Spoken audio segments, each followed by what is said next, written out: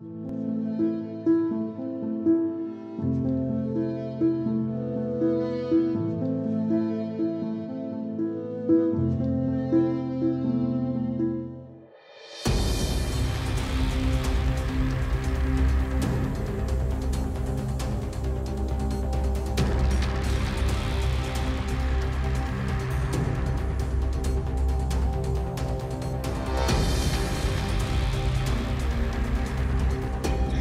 buenas noches, bienvenidos a Primer Círculo. Hay una figura jurídica que está en nuestra Constitución desde el 17 que siempre ha causado polémica, que siempre ha sido, diría yo, divisoria de las opiniones, porque supone quizá la agresión más dura que puede haber en contra de un ser humano, salvo la muerte, que es la privación de la libertad. Y en nuestra Constitución está establecido precisamente la prisión preventiva. Hay de distintos tipos, pero la prisión preventiva ha sufrido modificaciones a lo largo del tiempo, se le ha ido acotando, la hay en otros países, tiene que ver con la capacidad del Estado pues, para garantizarle a la sociedad que alguien que puede ser responsable de un delito esté bajo resguardo, que no se dé a la fuga, etcétera. Y en los últimos años ha habido una discusión muy, diría yo, muy importante que tiene que ver con los derechos de ustedes y de nosotros, de todos los ciudadanos, que es precisamente un intento de ampliación de la prisión preventiva. Y para hablar de ello es que hemos invitado a un especialista, él es abogado y además tiene un posgrado en filosofía del derecho, que sabe, es investigador del Instituto de Investigaciones Jurídicas, que sabe del tema y nos da mucho gusto tener aquí con nosotros a Juan Jesús Onofre Garza, conocido como Tito Onofre. Tito, muy buenas noches, bienvenido a Primer Círculo. Hola Federico, Carlos, un saludo a todo el auditorio y muchas gracias por la invitación, honrado de estar con ustedes. Gracias, Tito, y en efecto es un tema muy importante porque quien está en prisión preventiva significa que está en la cárcel mientras se le juzga. Y entonces, pues viola sus derechos más elementales, como bien decía Federico. Y hace poco la Suprema Corte puso un acotamiento a cuánto tiempo puede pasar alguien en prisión preventiva. Y básicamente lo que dijo es que en una de las modalidades, que es la oficiosa, que es quizá la más, no sé, es una muy complicada, que es por cierto tipo de crímenes, estás en la cárcel mientras te juzgan. Y no tienen que ver con riesgo a la sociedad, no tienen que ver con riesgo de fuga, sino que se consideran graves. Tito, ¿qué pasó y por qué es tan importante esta sentencia de la Corte? Claro que sí, Carlos. Yo creo que partimos de un supuesto, ¿no? En México parecería, hay muchos sectores, independientemente del espectro ideológico, donde cárcel es sinónimo de justicia, ¿no? Según datos de distintas organizaciones de la sociedad civil, al día de hoy hay 85% de las personas que están en la cárcel no tienen una sentencia comprobada, ¿no? En ese sentido, la prisión preventiva se maneja una idea de que empezó a crecer a partir del sexenio de Felipe Calderón, pero lo cierto es que ha ido aumentando esto que bien señalaron. Hay una lista de delitos, ¿no? La prisión preventiva va de manera oficiosa para toda aquella persona que cometa estos delitos, ¿no? En lo que se investiga, el juez la va a solicitar de manera automática, ¿no? Delitos muy variados, ¿no? Delincuencia organizada, homicidio, feminicidio, huachicoleo, electorales, cualquier tipo de delito. Son 20 delitos que la ampliación más grande, hay que decirla, se dio ya dentro del sexenio y con las mayorías de Andrés Manuel López Obrador, ¿no? ¿Por qué estamos hablando hoy de prisión preventiva oficiosa? Bueno, porque la Corte sentenció un caso de una persona que llevaba más de 2 años, llevaba ya de hecho 6 años en prisión preventiva oficiosa y no se le había declarado culpable ni inocente, ¿no? La Corte, por una votación de 4-1, emitió un pronunciamiento que yo lo considero importante, que yo creo que sí vale la pena celebrar. ¿Por qué? ¿Qué fue lo que dijo la Corte?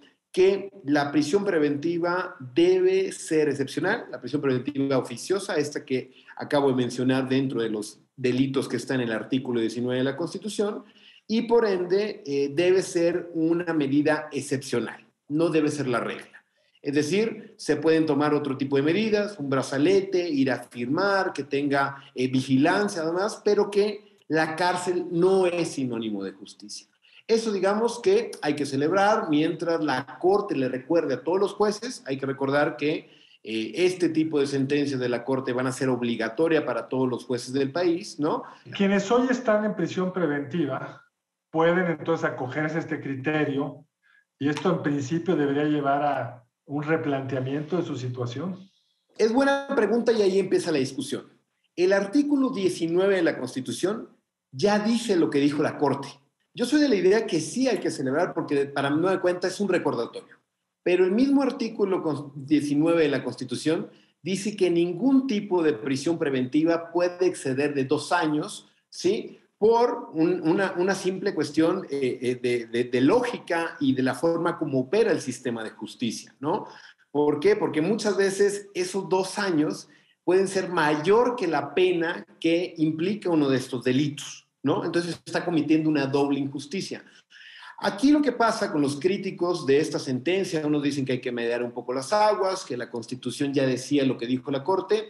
Yo creo que vale la pena hacer un recordatorio. La Constitución no opera en automático, el derecho no opera de manera automática en este país. No porque se cambie la Constitución, se cambia la realidad, ¿no? La Constitución dice que no debe exceder un plazo de más de 2 años, que para beneficiar al propio persona que esté siendo señalada y demás tal, pero lo cierto es que en la práctica, como ya habíamos dicho, existen muchísimas personas, más de la mitad de las personas que están en la cárcel no tienen una condena y no solamente llevan 6 años, que fue el caso del involucrado, sino que llevan hasta décadas, ¿no? Esperando una sentencia, ¿no? Entonces creo que lo que hizo la primera sala de la Suprema Corte es un recordatorio, es saber que cualquier persona que lleve más de 2 años en prisión preventiva sí se puede acoger a esto, Carlos, pero ojo, de nueva cuenta, no es de manera automática. Necesita un proceso, necesita abogados, instancia aparte, que los jueces consideren todo esto y al final se vuelve todavía un proceso más largo. Pero lo cierto es que es un jalón de orejas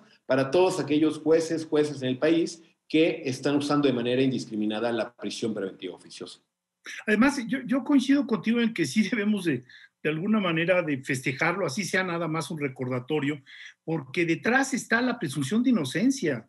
Y es algo que se ha venido deslavando. Como bien decías, son tantos los delitos que dan entrada a la prisión preventiva que termina por ser, bueno, de hecho la discusión surgió porque también el presidente quería que esto se llevara a los factureros, a los llamados factureros y a los defraudadores fiscales. Y entonces eso suponía un universo de acción pues mucho más amplio de personas que hubieran podido perder su libertad y violar la presunción de inocencia. Entonces yo creo que sí fue un acto importante de la Suprema Corte que pasó desapercibido por muchas otras noticias, pero qué bueno que haya habido este pronunciamiento en la primera sala, ¿no? O sea, qué bueno.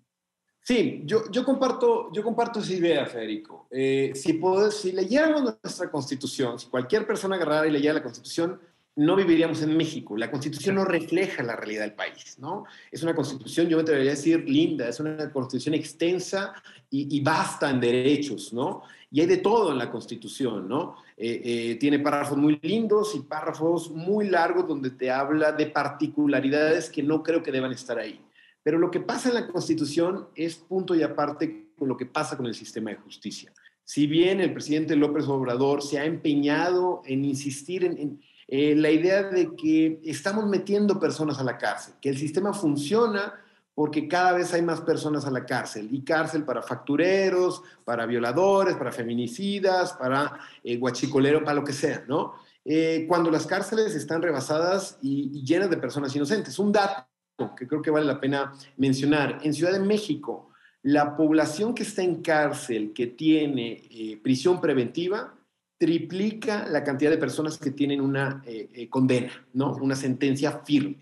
Y yo creo de nueva cuenta que sí vale la pena llamar la atención sobre este fallo, pero más allá de una idea mediática, es un recordatorio para los jueces federales, para esos jueces que no solemos conocer a diferencia de la Suprema Corte, que son muchísimos en este país, que cada vez parecería que tienen más trabajo, y recordar que lo más sencillo, claro, lo más sencillo es lavarse las manos, lo más sencillo es decretar prisión preventiva oficiosa y que se pierda el expediente en 2 años, que se investigue, que el Ministerio Público haga las suyas y que la persona vaya cumpliendo una condena que no tiene con este tipo de figuras, ¿no? Esto sirve en la narrativa populista de un populismo, pero de corte penal, ¿no? Metemos más personas a la cárcel, tenemos más justicia en este país. Sí, que es otro, que viene asociado con otro tema igual de injusto, que es y absurdo. Si aumentamos las penas, entonces tenemos un mejor sistema penal.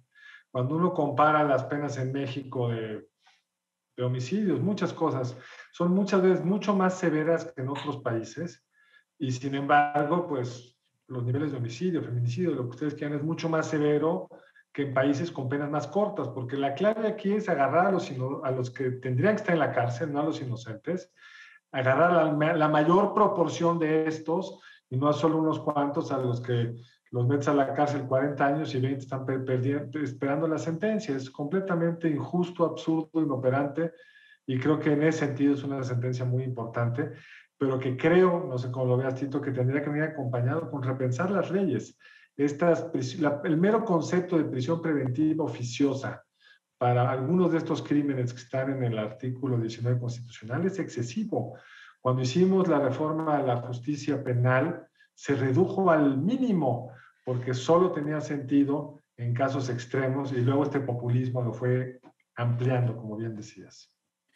Mira, Carlos, lo que dices creo que dan el clavo, porque es algo inoperante, es algo ineficaz. Más allá de las razones que dieron al iniciar el programa, que va más desde un corte de dignidad humana, de privar de la libertad de una persona que todavía no se comprueba si es culpable o inocente, la prisión preventiva oficiosa no inhibe la comisión de delitos, no pone freno a la inseguridad. Las tasas de inseguridad van creciendo, y además de que las cárceles son propiamente centros que parecería que permanecen ajenos a cualquier tipo de orden en este país, ¿no?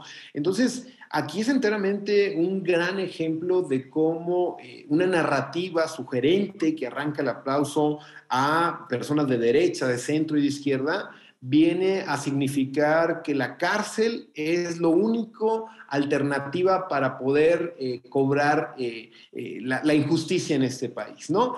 Y cuando uno se pone lupa, más allá de los datos, de estos datos que comentábamos, la mayor parte de los casos son de personas pobres. Aquí sí se ha utilizado mucho este eslogan que usó el presidente López Obrador, de primero los pobres, ¿no?